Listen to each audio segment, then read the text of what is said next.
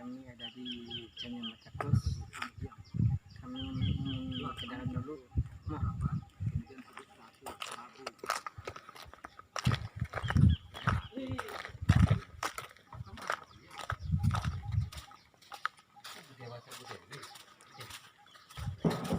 Ya kan? Oke guys, disinilah Candi Matakus yang ada di Kota Tua. Mari kita lihat dulu. Jangan lupa subscribe dan komen dan klik tombol suka. Yuk kita lihat dulu guys. Inilah candi tahun berapa nih guys? Kita nggak tahu tahunnya. Inilah candi-candi peninggalan sejarah.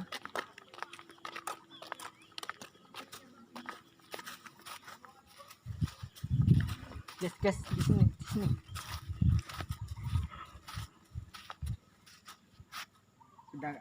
Udah kita lihat dulu.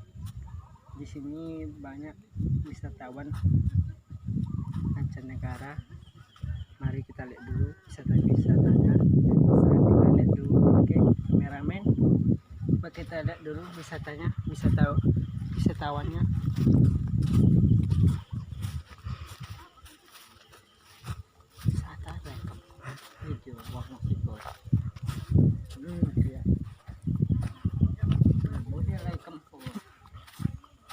Assalamualaikum warahmatullahi wabarakatuh.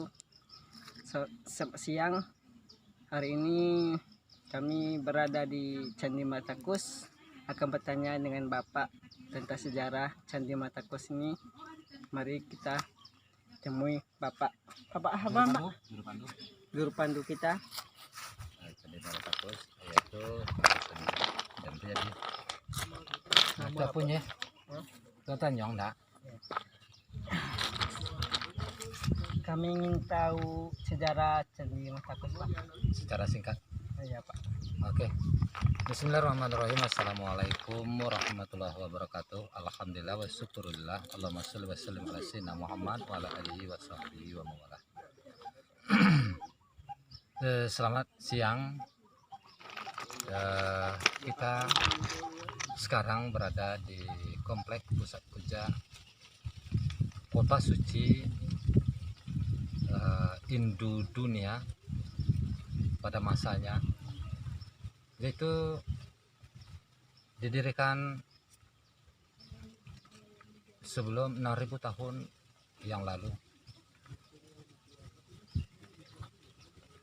Sudah beberapa kali ditimpa musibah bencana alam, kemudian dibaiki lagi oleh sisa-sisa bangsanya yang coba membina lagi, mengembangkan lagi. Kemudian sampai juga pada masa puncak kejayaannya yang disebut dengan Kota Suci Hindu Dunia. Kota ini yang disebut lingkar Kota Suci yaitu lebih kurang 302 hektar, 28 meter, masih terpagar tanggul kuno terbuat dari tanah ada sampai sekarang. Yang kita ini salah satu kompleks utama di dalam lingkar kota itu, lingkar tanggul kuno itu tadi, yaitu bagian pusat puja. Kita berada dalam kompleks pusat puja, salah satu bagian kompleks dari kota sucinya atau kota larangannya, yang tidak boleh sembarangan wangsa atau sembarangan sesepuh, pramangku, para datu, para sangha keluar masuk di area 302 hektar, 28 meter tersebut. Nah, ini kita di pusat puja yang sekarang dapat kita temukan, yaitu ukuran tembok tanggul kunonya sebagai pagar terbuat dari komponen tembok batu yang terbuat dari batu tup yang memang diambil dari daerah sekitar ini juga seluas lebih kurang 74 kali 74 meter persegi 4. Nah, di dalam ini ada beberapa bangunan utama, Candi Tua, Candi Mahaligai Stupa, Pelangka, dan Candi Bungsu. Nah, awalnya sebenarnya ini bangunan adalah 3, Candi Tua, Candi Mahaligai Stupa, dan Pelangka, dan 3 pelatar. Nah, belakangan salah satu pelatar kita itulah didirikan oleh wangsanya pada masa Sriwijaya. Nah, pada masa Kadatuan Sriwijaya, kita tersuhur dengan sebutan Kadatuan Sriwijaya di masanya, yaitu di abad 10 tahun kedua dibangun oleh pemuncak atau pimpinan kita waktu itu, putra dari salah seorang putri bungsu kita yang kelima, yang bernama Cudamani Tiwarmadewa, membangun candi untuk bundanya, nenek dan atuknya, yaitu Sang Hyang Dewi Putri Bungsu yang ketiga, peradaban abad 6 dan 7.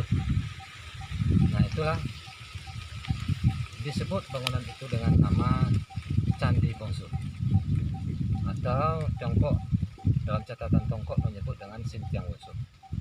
Didirikan abad 10 tahun kedua, selesai tahun kelima. Candi Muaratakus diduga didirikan abad 7 oleh para arkeolog kita, itu baru diduga abad 7.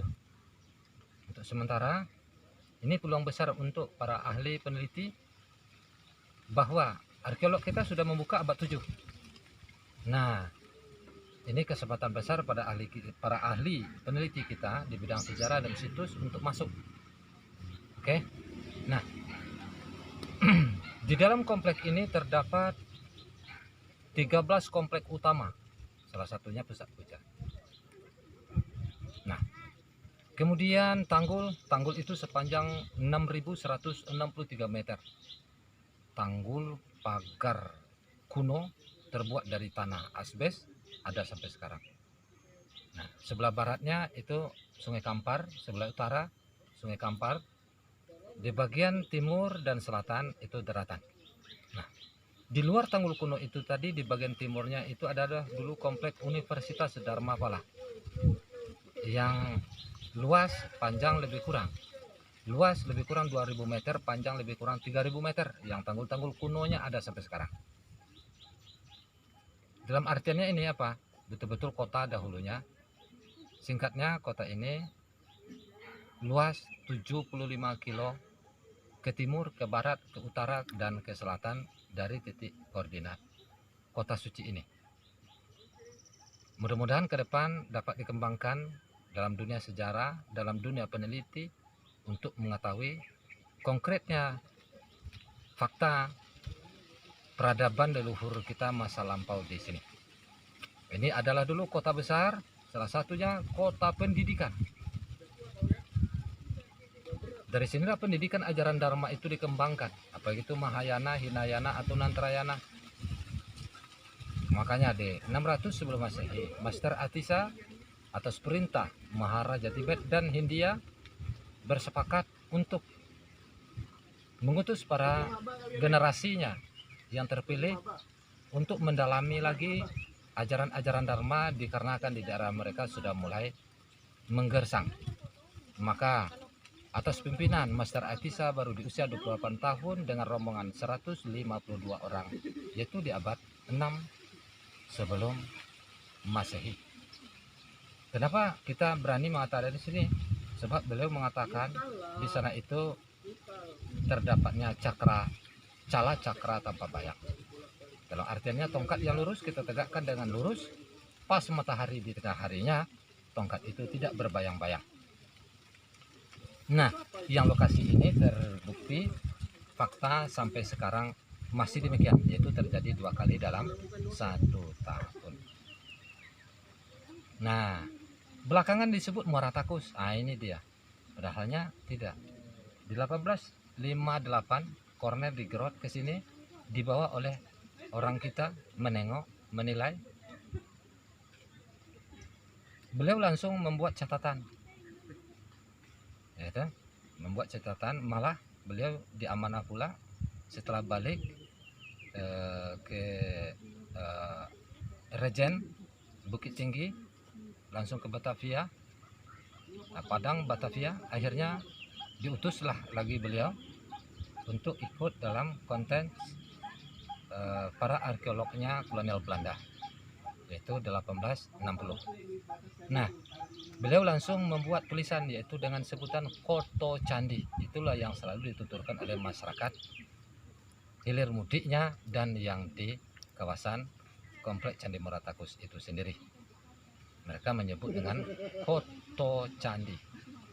Nah, beliau langsung membuat judul bukunya dengan judul Koto Candi, bukan Muara Takus.